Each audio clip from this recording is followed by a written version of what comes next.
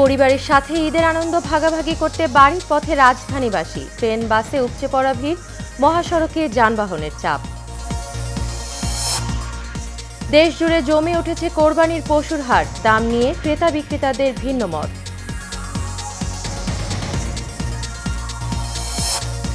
এবং কোরবানির ঈদকে সামনে রেখে বেড়েছে সব ধরনের মশলার দাম। চড়া দরে বিক্রি হচ্ছে মাছ, মাংস, ডিম।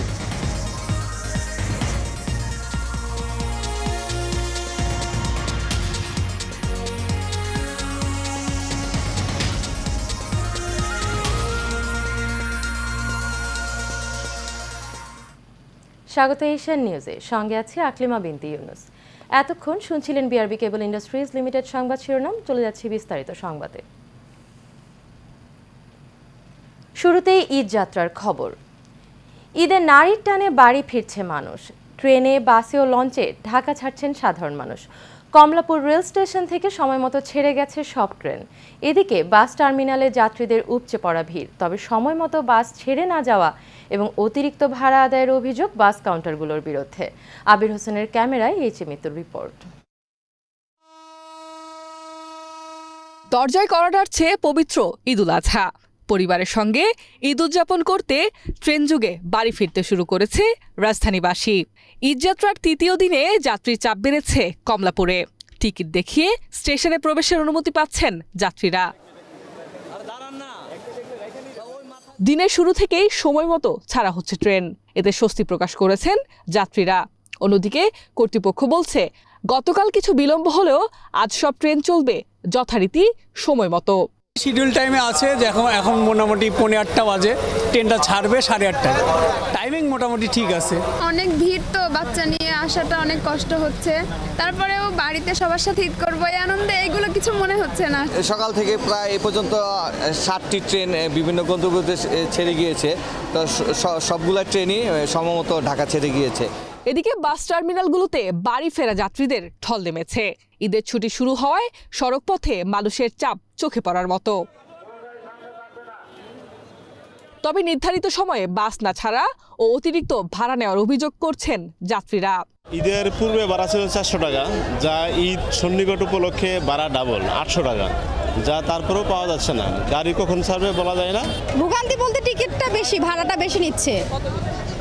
এমনি তো 350-400 করে নেয়, আর সোনার বাংলা হচ্ছে 500, সেটা 800 টাকা হচ্ছে, আর 600 টাকা নিচ্ছে আর অন্য লোকাল গাড়িগুলো। আমরা আগে গেতাম 300-350 টাকা, এখন নিচ্ছে ডাবল 600 টাকা। তো ভাড়াটা কমালে আমাদের জন্য ভালো হয়। মহাসড়কে যানজটের কারণে দূরপাল্লার বাসগুলো রাজধানীতে প্রবেশ করতে দেরি হচ্ছে। এতে দীর্ঘ সময় অপেক্ষা করতে হচ্ছে যাত্রীদের। শত ভোগান্তির পরেও বাড়ি ফিরতে উন্মুখ হয়ে রয়েছেন যাত্রীরা। H Mitu, Asian television, Dhaka.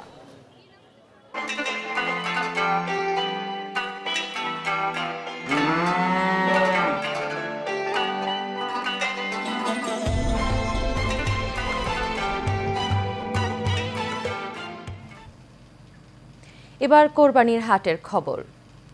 ঈদুল আজহার বাকি 2 দিন। দেশের কোরবানির পশুর হাটগুলোতে নিজেদের পালন করা গরু সহ অন্যান্য পশু নিয়ে এসেছেন খামারিরা। পাবনা ও রংপুরের 5 জেলার হাটগুলোতে কোরবানির পশু সরবরাহ বেশি থাকলেও ক্রেতা নেই বলেছেন বিক্রেতারা। অন্যদিকে দামের সঙ্গে পাল্লা দিয়ে পেরে উঠছে না বলে জানিয়েছেন ক্রেতারা। রংপুরের 5 জেলা কুড়িগ্রাম, লালমনিরহাট, গাইবান্ধা, রংপুর ও নীলফামারীর 78টি পশুর হাটে ক্রেতার চেয়ে বিক্রেতাই বেশি। ঈদুল আজহা উপলক্ষে কোরবানির পশুর হাটে গরুর সরবরাহ বেড়েছে। তবে ক্রেতা সংকটের কারণে আশানুরূপ বিক্রি করতে পারছেন না গরু খামারিরা। যাচ্ছে অন্যান্য সংবাদে।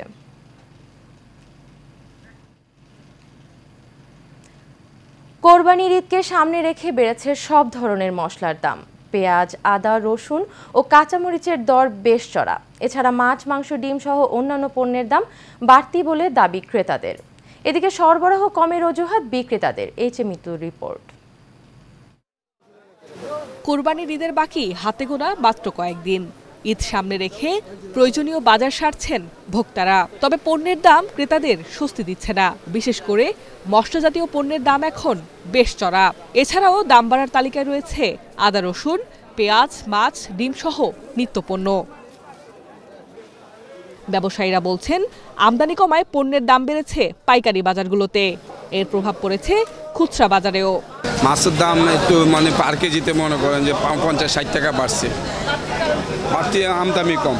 শসা বাড়ছে, টমেটো বাড়ছে, কাঁচামরিচ বাড়ছে, কারণ কি এটা আমার কিছু করার নাই। এলাচির মধ্যেও ডিফারেন্স, গোলমরিচ, লবঙ্গ, জিরা সবটির মধ্যে কিছু কিছু ডিফারেন্স আছে। আদার দামটা অতিরিক্ত বেশি। ক্রেতাদের অভিযোগ, নিয়মিত বাজার মনিটরিং করা হয় না, এতে বিক্রেতারা ইচ্ছেমতো দাম বাড়াচ্ছে।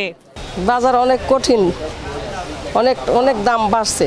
বাজার তো একদম পুরোপুরি আগুন, মানে মাছের যেই দাম আগের তুলনায় অলমোস্ট প্রত্যেক কেজি 100-150 টাকা বেশি। দারচিনি আগে ছিল 540 টাকা, এখন বর্তমানে 620 টাকা। প্রত্যেকটা মূল্যই ঊর্ধ্বগতি। এই মনিটরিংটা গভর্নমেন্টের করতে হবে, জনগণের দিকে তাকাতে হবে, তাহলেই জনগণ ভালো থাকবে, সরকারের দিকে অনুকূল হবে। অসাধু ব্যবসায়ীদের দমাতে বাজারে নামমাত্র তদারকি করে দাম নিয়ন্ত্রণে আনা যাবে না, এজন্য সরকারের দৃশ্যমান কঠোর পদক্ষেপ দরকার বলে মত সাধারণ ক্রেতাদের। Mitu, Asian television, Dhaka. এবারে অন্যান্য প্রসঙ্গ। বিএনপির শুরু থেকে শেষ পর্যন্ত সবাই দুর্নীতিবাজ মন্তব্য করে আওয়ামী লীগ সাধারণ সম্পাদক ওবায়দুল কাদের বলেন, বিএনপির আমলে দুর্নীতির বিচারের কোনো নজির কিংবা সৎসাহস ছিল না। আওয়ামী লীগ সভাপতির ধানমন্ডির রাজনৈতিক কার্যালয়ের ব্রিফিংয়ে একথা বলেন তিনি। ওবায়দুল কাদের বলেন, নির্বাচনে আসলে ভালো করত বিএনপি, কিন্তু তারেক রহমান নিজের অবস্থান হারানোর ভয়ে দলকে সবকিছু থেকে বিরত রেখেছে। বিস্তারিত নূর মোহাম্মদ ভুইয়ার রিপোর্টে। চলমান রাজনৈতিক অঙ্গনে সমসাময়িক নানান বিষয় নিয়ে আওয়ামী লীগ সভাপতির ধানমন্ডির রাজনৈতিক কার্যালয় থেকে প্রেস ব্রিফিং করেন দলের সাধারণ সম্পাদক, সড়ক পরিবহন ও সেতুমন্ত্রী ওবায়দুল কাদের। এ সময় তিনি বলেন, বিএনপি স্বাধীনতার মূল্যবোধ মানে না, তারা গণতন্ত্রকে গিলে খেয়েছে। এরা এই দেশের মুক্তিযুদ্ধের মূল্যবোধ, স্বাধীনতার আদর্শ এরা মানে না। এরা এই দেশের গণতন্ত্রকে গিলে খেয়েছে।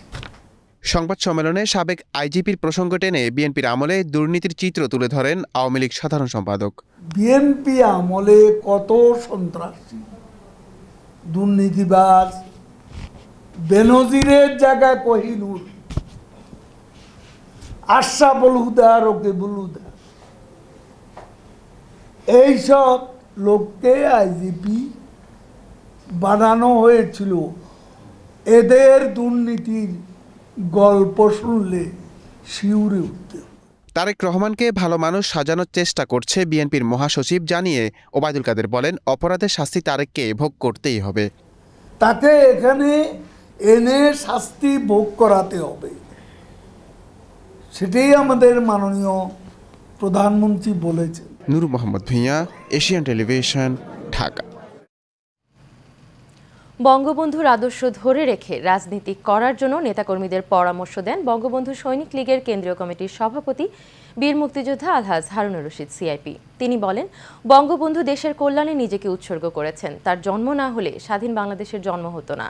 বৃহস্পতিবার নিজ কার্যালয়ে রাজধানীর কামরাঙ্গীরচরের সৈনিক লীগের সাবেক 2 সভাপতি হাজী মোহাম্মদ নূর হোসেন ও সিরাজউদ্দিন সোহাগ সহ স্থানীয় নেতাকর্মীরা ফুলের শুভেচ্ছা জানাতে আসলে একথা বলেন তিনি। এ সময় উপস্থিত ছিলেন বঙ্গবন্ধু সৈনিক লীগ ঢাকা মহানগর দক্ষিণের সভাপতি মঞ্জুরুল ইসলাম বাহার সহ অন্যান্য নেতৃবৃন্দ। শ্রদ্ধা ভরে স্মরণ করছি, আমরা রাজনীতি যারা করি আমরা কিন্তু কেউ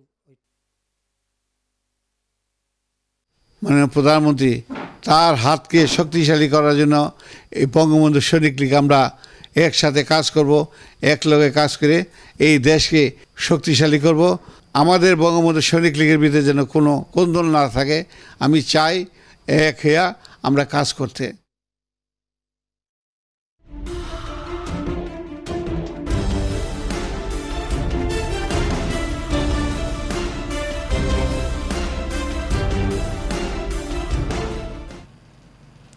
প্রায় 800 কোটি টাকা ব্যয়ে গ্রামকে শহরে উন্নীত করার লক্ষ্য নিয়ে 15টি প্রকল্পের মধ্যে গোপালগঞ্জের মুকসুদপুর উপজেলার জলিরপাড় ইউনিয়নের বিলচান্দা গ্রামটি অন্তর্ভুক্ত হয়েছে।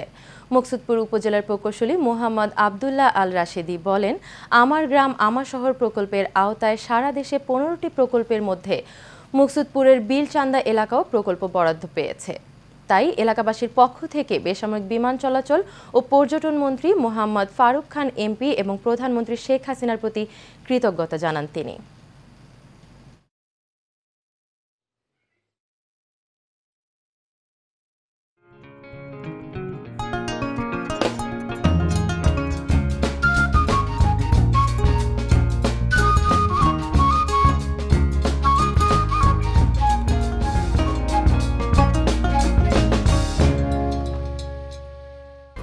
HM Expert B500 CWR স্বাধীনতার সুবর্ণ জয়ন্তীতে নতুন বাংলাদেশ গড়ার প্রত্যয় HM Steel B500 CWR।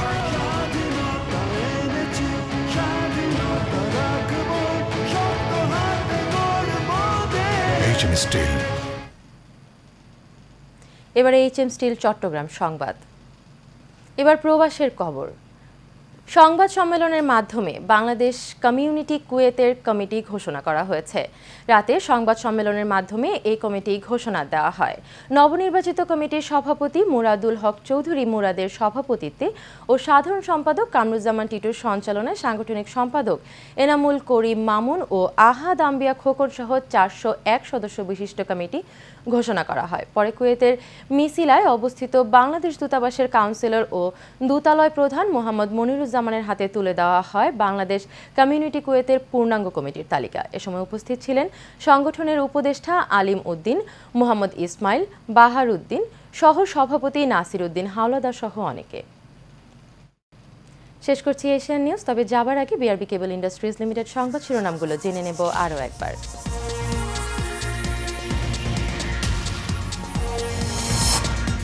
পরিবারের সাথে ঈদের আনন্দ ভাগাভাগি করতে বাড়ির পথে রাজধানীবাসী। ট্রেন বাসে উপচে পড়া ভিড়, মহাসড়কে যানবাহনের চাপ। দেশজুড়ে জমে উঠেছে কোরবানির পশুর হাট, দাম নিয়ে ক্রেতা বিক্রেতাদের ভিন্ন মত। এবং কোরবানির ঈদকে সামনে রেখে বেড়েছে সব ধরনের মশলার দাম, চড়া দরে বিক্রি হচ্ছে মাছ, মাংস, ডিম।